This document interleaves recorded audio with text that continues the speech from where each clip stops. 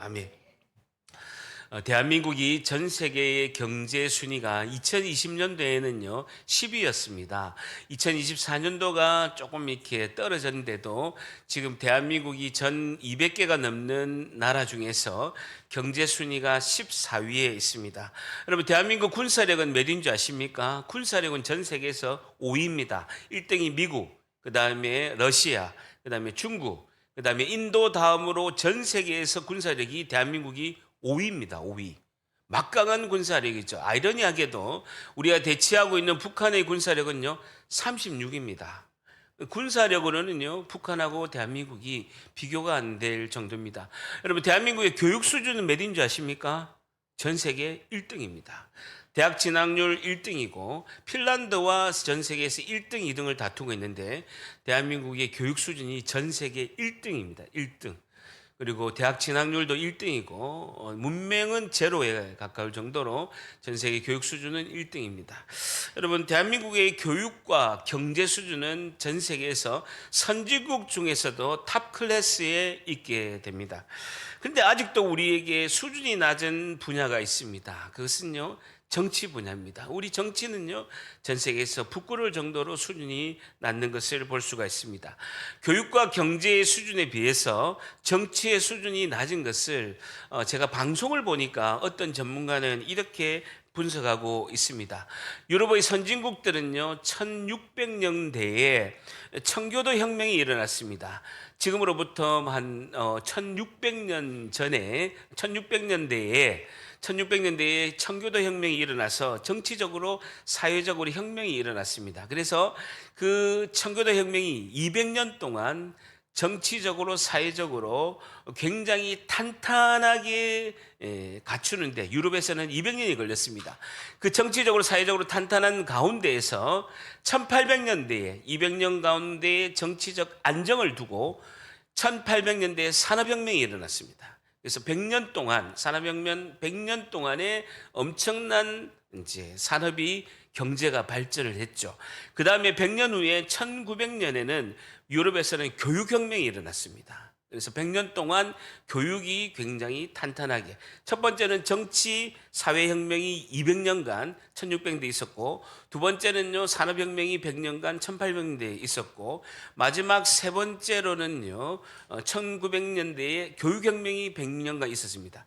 대한민국이 이것을 받아들일 때는요 거꾸로 했습니다. 거꾸로 제일 먼저 뭘 했냐면요 교육혁명을 했습니다. 맨 유럽에서는 제일 마지막에 했던 교육혁명을 대한민국은 제일 첫 번째 교육혁명이 시작됐습니다. 굉장히 우리 부모들이 재산을 팔아서라도 자녀들의 교육을 위해서 엄청나게 투자를 하고 정부의 일꾼을 만드는 데 많이 투자를 함으로 말미암아 교육혁명이 시작됐고, 그 교육혁명의 인재들을 기반으로 우리가 산업혁명이 일어났습니다. 한강의 기적이라고 할 정도로 산업혁명이 일어나고, 맨 마지막에 정치적으로 민주화 운동이 일어난 것이죠. 유럽하고는 거꾸로 된 것입니다.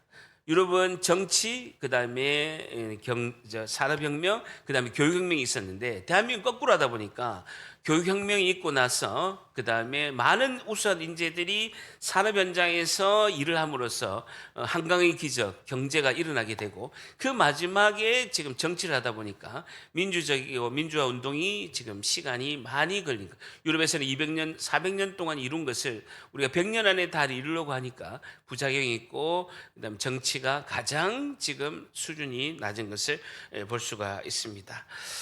굉장히 전문가의 분석인데요, 굉장히 제가 보기에는 아주 분석이 굉장히 잘 됐다라고 이렇게 생각하고 있습니다. 마찬가지로 우리의 한 사람도 인생을 이렇게 살펴볼 때, 나의 인생이 살아갈 때 이 인생과 그 다음에 신앙에 있어서 실패와 성공이 있는 것을 수시로 분석하는 것이 매우 필요하고 중요하다라는 것입니다. 사실은 우리는 하루에도 보면요 신앙이 실패와 성공을 반복하는 경우가 상당히 많이 있습니다. 하루에도 보면요 우리가 성공하는 경우 또 실패하는 경우가 매번 반복하고 있는 것을 볼 수가 있죠. 그래서 우리가 인생의 삶을 살아갈 때 수시로 내가 왜 성공했는가, 내 신앙에 있어서는 왜 실패를 했는가, 왜 성공했는가를 수시로 분석하는 것이 매우 중요하다라는 것입니다. 오늘 우리 사사기의 기드온의 사사를 보게 되면요, 기드온이 우리하고 똑같습니다. 연약하고요, 믿음이 약하고, 그리고 평범한 우리의 모습과 기드온 사사의 모습이 너무나 많이 흡사하다라고 할 수가 있습니다. 기도는요, 두 마음과 두 모습을 가지고, 연약한 모습을 가지면서 실패와 성공을 기도도 계속 반복하는 것을 볼 수가 있죠. 오늘 본문 말씀을 통해서 사사 기도원의 성공과 실패를 통하여 오늘 질문은요, 성도의 성공은 어떻게 하면 이루어질까요? 성도의 성공은 어떻게 하면 이루어질까요? 성도의 성공은 어떻게 하면 이루어질까요? 기도원의 성공과 실패를 우리가 보면서, 그러면 성도는 어떻게 하면 성공할 수 있을까? 성도의 성공은 어떻게 하면 이루어질까요에 대한 오늘 우리가 본문의 말씀을 통해서 살펴보고자 합니다. 성도의 삶과 신앙에 대해서 성공이 있다면 성공의 원인은 뭐고, 실패가 있으면 실패의 원인이 무언가를 오늘 분석해 보면서 교훈을 얻고자 합니다. 8장 22절 한번 같이 봅니다. 8장 22절 같이 읽습니다. 시작. 그때 이스라엘 사람들이 기드온에게 이르되 당신이 우리를 미디안 손에서 구원하셨으니 당신과 당신의 아들과 당신의 손자가 우리를 다스리소서 하는지라. 줄쳐 보세요. 당신과 당신의 아들과 당신의 손자가 우리를 다스리소서 하는지라 라는 것입니다. 여러분, 기드온은 단 300명으로 미디안 군사 13만 5천 명을 무찔렀습니다.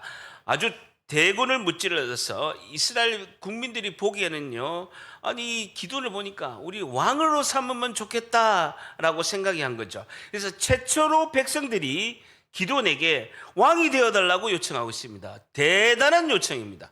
처음으로 이스라엘 백성들이 300명을 가지고 13만 5천 명을 물리친 기드온을 보면서 왕이 되달라라고 요청합니다.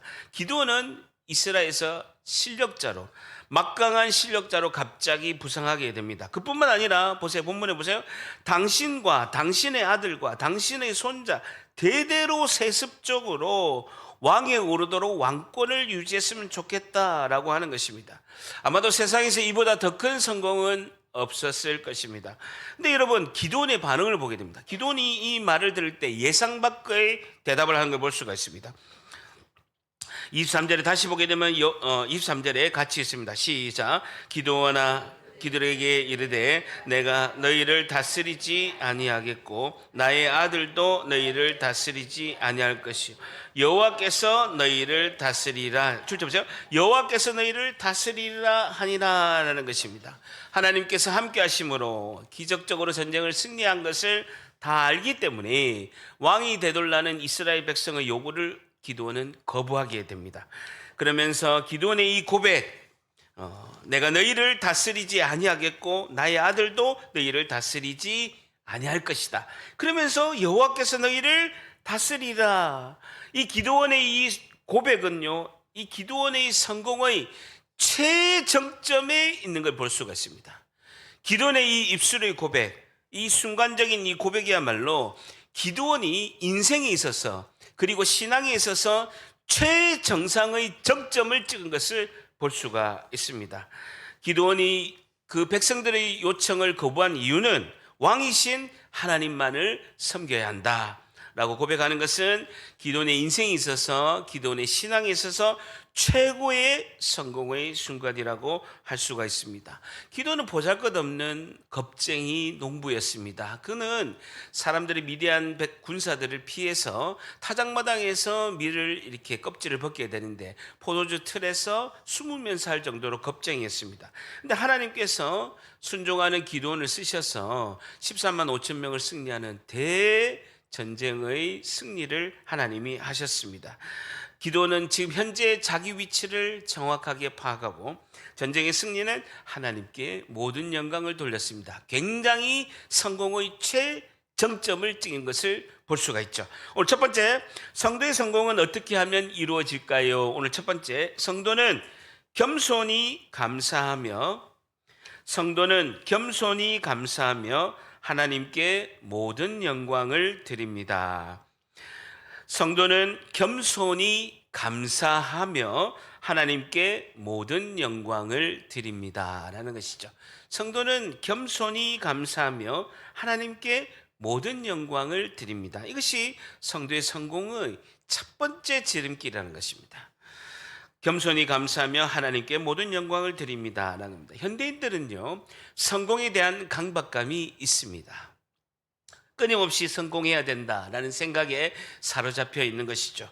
신앙과 믿음을 가진 우리는요, 올바른 성공관을 가지는 것이 너무나 중요하다는 것이죠. 그럼 성도에 있어서 성공이란 단어에 대한 개념은 무엇인가? 첫 번째는요, 자신의 위치를 정확하게 파악하는 것이 중요하다는 겁니다.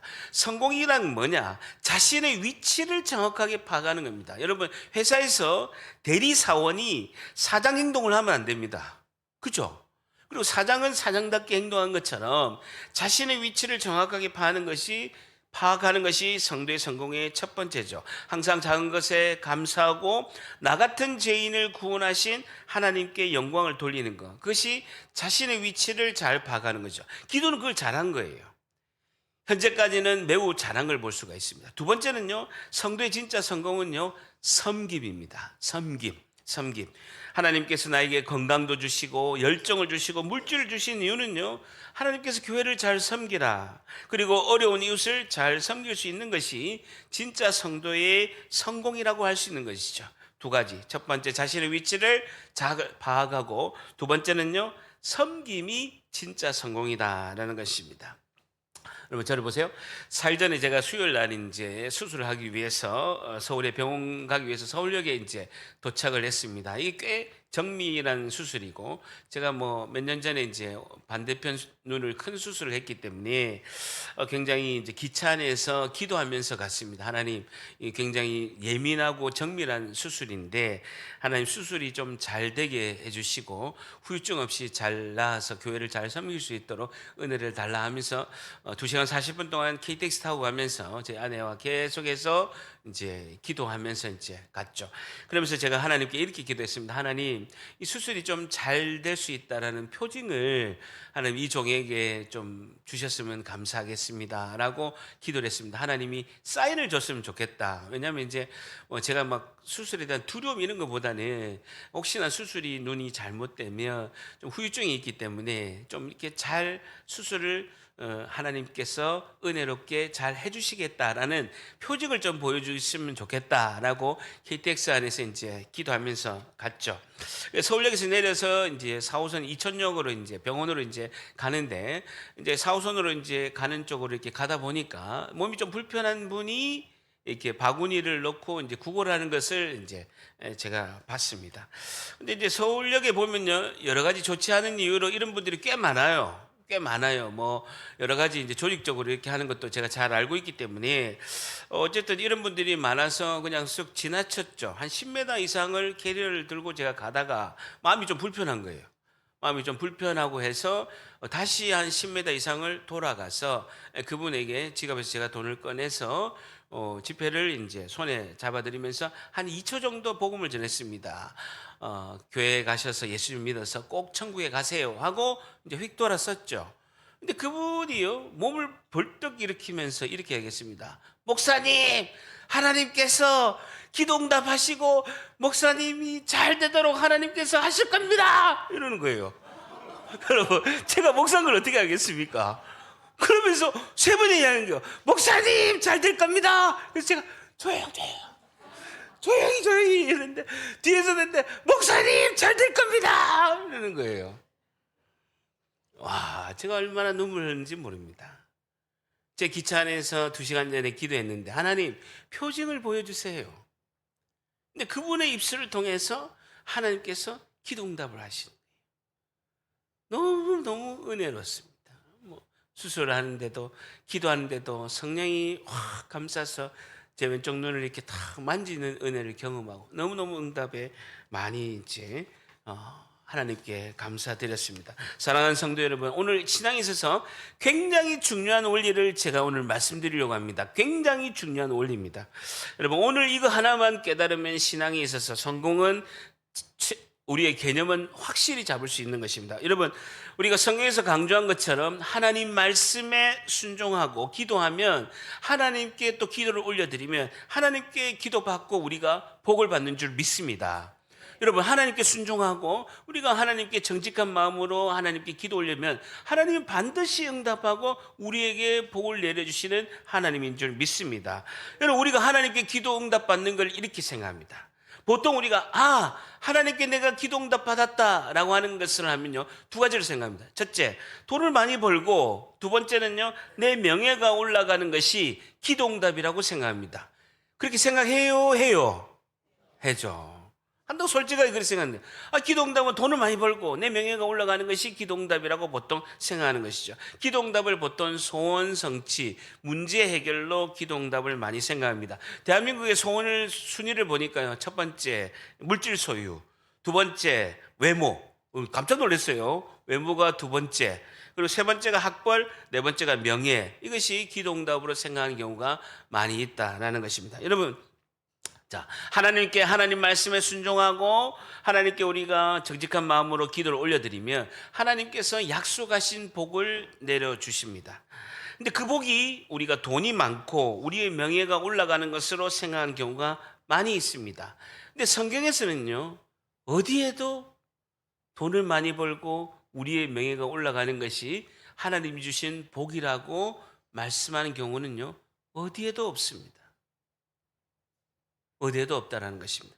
자, 그러면 우리가 하나님께 기도하고 하나님 말씀에 순종할 때 하나님이 주시는 복은 무엇이냐는 거예요.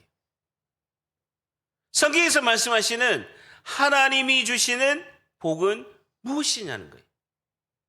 우리가 하나님 말씀에 순종하고 하나님께 기도를 드리고 하나님과 놀라우신 은혜로 하나님이 복을 내리신다면 하나님이 내리시는 그 복은 무엇이냐는 것입니다. 하나님께서 내려주시는 복은요, 하나님과의 관계가 좋아지는 것입니다.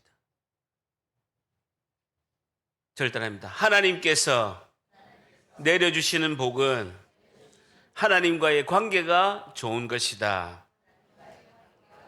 하나님 관계가 좋은 것이 어떤 복이냐라는 것이면요, 하나님의 자녀가 되는 권세라는 것입니다. 하나님의 자녀가 되는 권세라는 것입니다.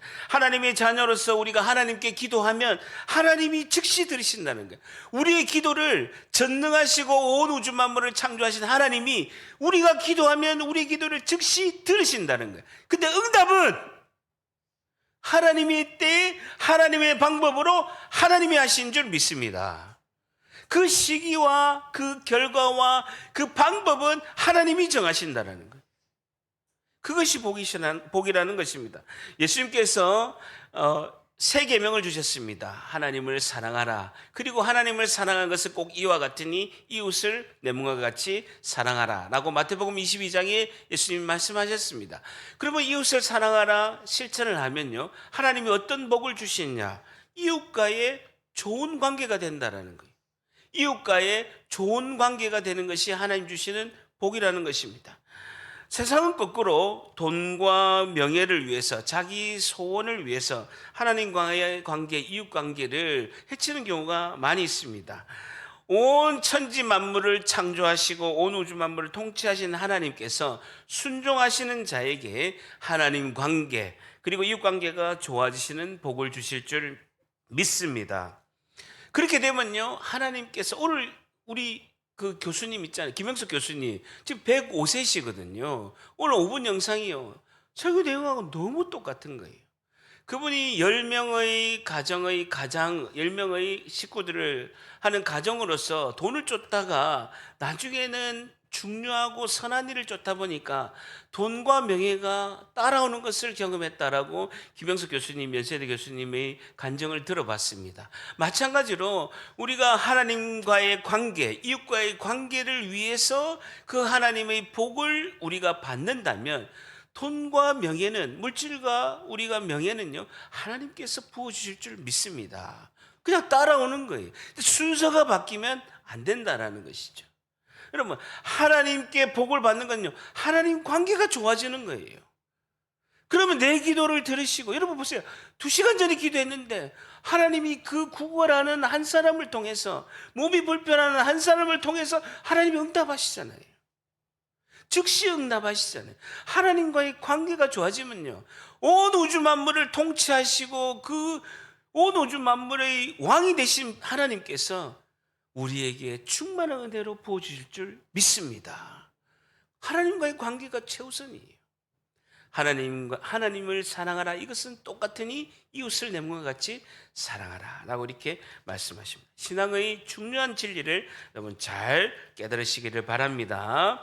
자, 23절까지만 해도 기드온이 성공적으로 잘했습니다. 우리가 하루에도 성공과 실패를 반복하는 것처럼 기드온에 감춰진 실패의 모습이 바로 드러나게 됩니다. 24절 같이 있습니다. 시작. 기드온이 또 그들에게 이르되 내가 너희에게 요청할 일이 있으니 너희는 각기 탈취한 귀고리를 내게 줄지니라 하였으니 이는 그들이 이스마엘 사람들이므로 금 귀고리가 있어요. 보세요. 너희는 각기 탈취한 귀고리를 내게 줄지니라. 귀고리 동그라미 쳐보세요. 히브리어로 네젬이란 단어인데, 코를 거는 코걸이, 그다음 귀고리를 말하고 있는데, 전쟁에 패배한 그 미디안 민족은요, 이스마엘 후손으로서 남자들도 귀고리를 했습니다. 다 금으로 귀고리를 했죠. 그 귀고리를 탈취한 것을, 전리품으로 받은 것을 내게 좀 줬으면 좋겠다라고 요청을 하는 것입니다.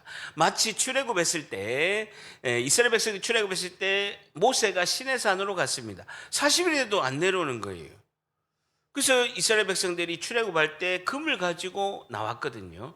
애굽에서 금을 가지고 나온 것을 다 바쳐서 금송아지를 만든 것을 연상할 정도로 지금 금 귀고리를 줬으면 좋겠다라고 한 것이죠. 자, 25절에 보니까 우리가 대답하되 우리가 즐거이 드리겠습니다 하고 겉옷을 펴고 각기 탈취한 금 귀고리를 그 가운데에 던지다 보니까 26절에 기드온이 요청한 금 귀고리의 무게가, 줄쳐보세요. 금 1700세겔이요. 금 1700세겔은요, 금 20kg입니다. 금 20kg. 여러분, 금 1kg가 얼마인 줄 압니까? 금 1kg. 금 1kg 없어요? 금 1kg가 얼마인 줄 압니까? 집에 금 1kg 없어요? 얼마? 금 1kg 없냐고요? 금 1kg가 1억 2천만 원입니다. 네이버 쳐보세요. 1억 2천만 원 넘어요. 그럼 금 20kg 얼마입니까? 24억.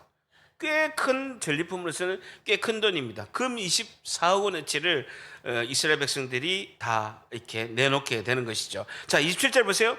기드온이 그 금으로 에봇을 만들어, 에봇 동그라미 쳐보세요. 에봇 하나를 만들어서 자기 성읍 오브라에 두었는데, 에봇이 뭐냐면요, 대제사장이 입는 그 에이프런, 그냥 앞치마 같은 조끼를 말하고 있습니다. 여러분, 대제사장이 입는데 그 앞치마, 그 대제사장이 입는 가운 앞에 앞치마처럼 입게 되는데, 그 앞치마에는요, 그 우림과 둠림이라는 흉배가 있습니다. 그 안에.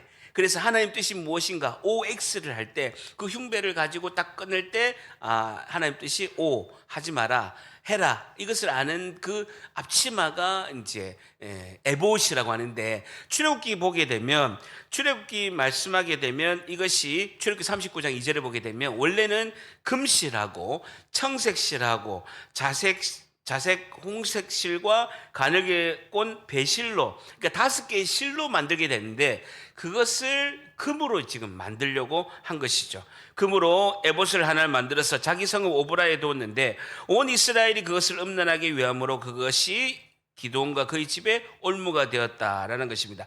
기드온이 전쟁할 때 대제사장에게 하나님 뜻이 무엇인가 물어볼 때, 대제사장이 에봇에다가 그 흉부에다가 그것을 딱 이렇게 한번 기도하고 딱 빼면서, 하나님이 가라고 합니다, 가지 마라고 합니다를 자기가 경험한 거죠. 그래서 하나님의 뜻을 물을 때 대제사장이 한 그 에봇에서 꺼낸 걸 딱 보고, 이걸 금으로 만들어서 우리 자녀들에게 자자손손 하나님의 뜻에 순종하라 라는 교훈을 삼기 위해서 기념적으로 에봇을 금으로 만든 거예요. 원래 5개의 실로 만들어야 되는데, 기념으로 해서 너희들도 하나님의 뜻을 물어보고 하나님의 뜻에 순종해라, 좋은 목적으로 만든 거예요. 처음에 그렇게 만들었는데, 금 20kg를 들여서 이렇게 만들다 보니까, 자 보세요. 자, 보세요. 27절에 보게 되면요. 기드온이 그 금으로 에봇을 만들어서 보세요. 자기 성읍 오브라에 두었는데, 오브라가 어딥니까? 자기 아버지 요아스의 집에 마당이, 자기 고향이 오브라입니다. 자기 고향이 오브라인데, 오브라 옛날에 뭐 있었습니까? 바알 산당이 있었어요. 아세라 산당이 있었어요. 그 오브라의 그 아버지의 마당에서 그것을 다 치운 곳에, 다 부셔버리고 없앤 그곳에 에봇을 두었는데, 그것을 승리를 기념하기 위해서, 자녀들의 교육을 위해서 그것을 두었는데, 그것이 온 이스라엘이 그것을 음란하게 위함으로 그것이 기드온과 그 집의 올무가 되었다라는 것입니다. 그 에봇에 가서 절하고 난리가 난 거예요. 성지순례하고, 야, 기드온의 그 오브라에 가가지고 기드온의 아버지 집에 마당에 있는 그 에봇을 섬기러 가자. 휴가 받아가지고 가가지고 그것에 절하고 있는 거예요. 우상을 섬기고 있는 것입니다. 기도는 원래 그렇게 하려고 목적을 한 게 아닙니다. 그 에봇 안에 있는 흉배 우림과 둠림을 통해서 하나님 뜻을 묻고 너희들 그것을 교훈을 삼아서 하나님 뜻 가운데 순종해라라는 목적으로 했는데, 그것이 금이다 보니까, 번쩍번쩍한 금이다 보니까 사람들이 다 가서 옛날 바알신과 아세라신의 우상 섬기듯이 섬긴 거예요. 자, 오늘 중요한 단어가 나오는데요. 그것이 기드온과 그의 집에 올무가 되었다. 올무 동그라미 쳐보세요. 히브리어로 모켓이라는 단어인데 덫이 되었다라는 겁니다. 올가미가 되었다. 미끼가 되었다. 함정이 되었다라는 것입니다. 올무, 미끼, 덫이 되었다라는 것입니다. 여러분, 덫이 뭡니까? 올무가 뭡니까? 미끼가 뭡니까? 처음에는 매혹적으로 보이나 결국은 그것이 파멸로 이끌 때 그것을 올무, 덫이라고 하는 것이죠. 그것이 원인이 되어서 기드온에게는요, 아들이 70명이 있었습니다. 근데 첩의 아들 한 사람이 기드온의 아들 70명을 다 죽이게 되는 엄청난 비극적인 사건이 나중에 일어나게 됩니다. 그 금 에봇이 올무가 될 줄을 누가 알았겠습니까? 상상도 못한 일이 발생하게 된 것이죠. 여러분, 처음에는 의도는 그렇지 않았지만 자이든 타이든 나를 높이는 금 에봇이 있다면 우리에게 금 에봇은 무엇입니까? 나에게 금 에봇은 무엇일까요? 처음에는 그럴 목적은 아니었죠. 좋은 목적으로 의도를 했는데 나에게 보게 되면요, 금 에봇이 다 있다라는 것입니다. 그것은 뭡니까? 사람에게 인정을 받으려고 하는 마음이 우리에게는 금 에봇이라는 것입니다. 나를 알아주고 나를 인정해주고 나를 높여달라, 이것이 우리에게는 금 에봇이라는 것입니다. 이것이 죄성이고 우리의 본성이라는 것입니다. 고린도전서 1장 27절에서 28절에 이렇게 말씀하고 있습니다. 하나님이 우리를 선택하실 때 어떻게 선택하셨느냐? 하나님이 세상에 미련한 것을 우리 택했다는 거예요. 여러분, 교회 가는 사람은 서울대학만 나와야 됩니다 하면 몇 명이나 가겠습니까? 교회 나온 사람은 서울대, 연고대 나온 사람만 가야 됩니다. 세상에서 제일 높은 지위에 5급 공무원 이상만 가야 됩니다 하면 얼마나 그것이 하나님께서 우리에게 세상에 미련한 것을 택하사 지혜 있는 자들을 부끄럽게 하시려고, 세상에 약한 자들을 우리를 택하사 강한 자들을 부끄럽게 하시고, 우리가 하나님께서 세상에 천한 것, 우리같이 천하고 멸시받는 자들을 하나님이 택하사 없는 자들을 택하사 세상에 있는 자들을 폐하려 하셨다라고 말씀하고 있습니다. 약하고 연약한 우리를 하나님이 택하셔서 우리를 구원의 은혜로 이끄신 줄 믿습니다. 여러분, 8장 23절에 다시 보세요. 기드온이 그들에게 이르되 내가 너희를 다스리지 아니하겠고 나의 아들도 너희를 다스리지 아니하겠고 여호와께서 너희를 다스리리라 하니라라고 그가 고백을 했을 때는 신앙의 인생의 최정점이었습니다. 그런데요, 그렇게 말을 하고 너희를 다스리지 왕이 안 되겠다고 해놓고는 말과 다르게 행동은요, 왕처럼 행동하는 거예요. 29절에 보세요.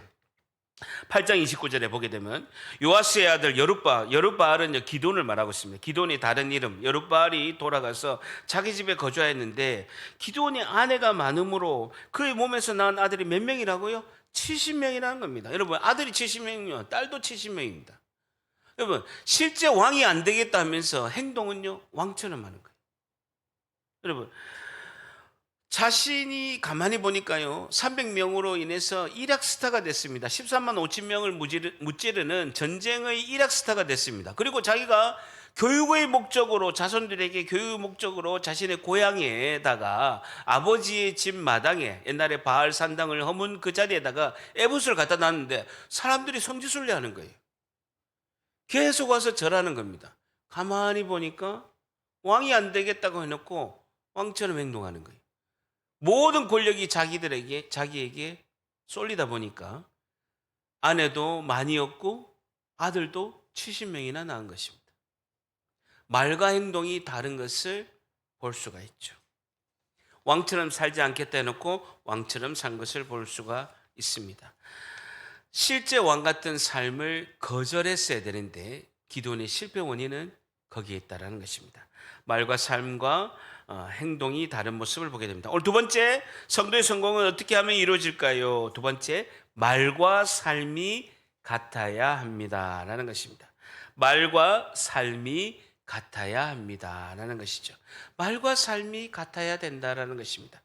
말과 삶이 다른 행동을 했다는 그 증거가요, 8장 31절에 보세요. 말과 삶이 같아야 합니다 라는데 8장 31절에 보게 되면요, 세겜에 있는 그의 첩도, 기드온의 첩도 아들을 낳게 됐는데 그 이름을 동그라미 쳐보세요. 아비멜렉이라 하였더라 라는 것입니다. 70명의 아들 외에 세겜의 첩이, 기드온의 첩이 아들을 낳았는데 이름이 뭐라고요? 아비멜렉. 멜렉은 왕이에요.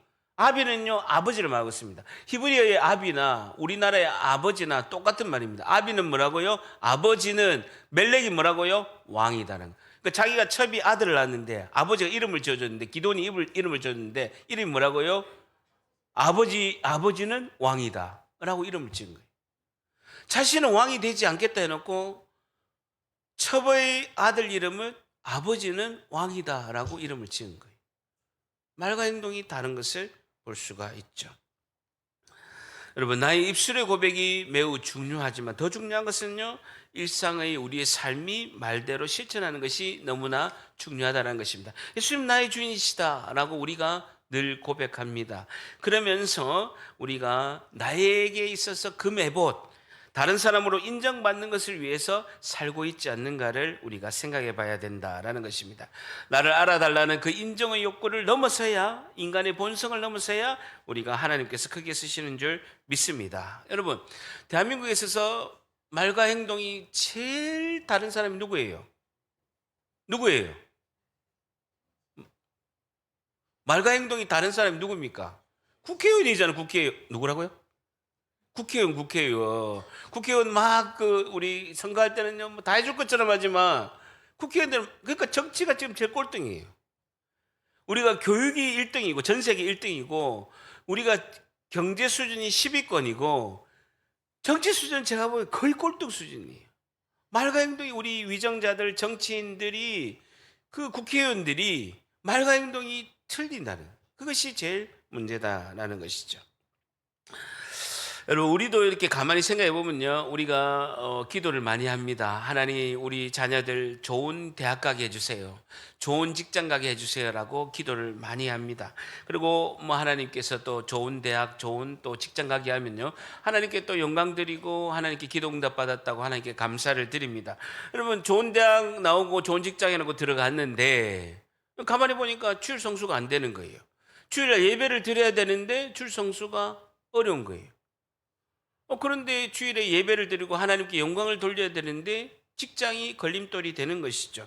그것이 나에게, 우리 가정에게 족쇄나 올무가 될 수 있다라는 것입니다. 여러분, 잠시 동안 일시적으로는 그럴 수 있다라고 하더라도 그것을 넘어서서 직장이 주일 예배를 전혀 드릴 수가 없는 곳이 되고 하나님의 교제에 방해가 된다면 주일 예배를 드릴 수 있는 그런 더 좋은 직장이나 아니면 다른 부서라도 이렇게 옮겨달라고 기도하는 것이 필요하다라는 것입니다. 여러분, 그렇게 되면 하나님께서 같은 직장이라도 주일날 예배할 수 있는 부서로 옮겨주시거나 아니면 새로운 직장, 그리고 사업의 길을 열어주시는 것을 저는 수도 없이 경험하게 된 것이죠. 제가 24년 전에 예수님을 믿었잖아요.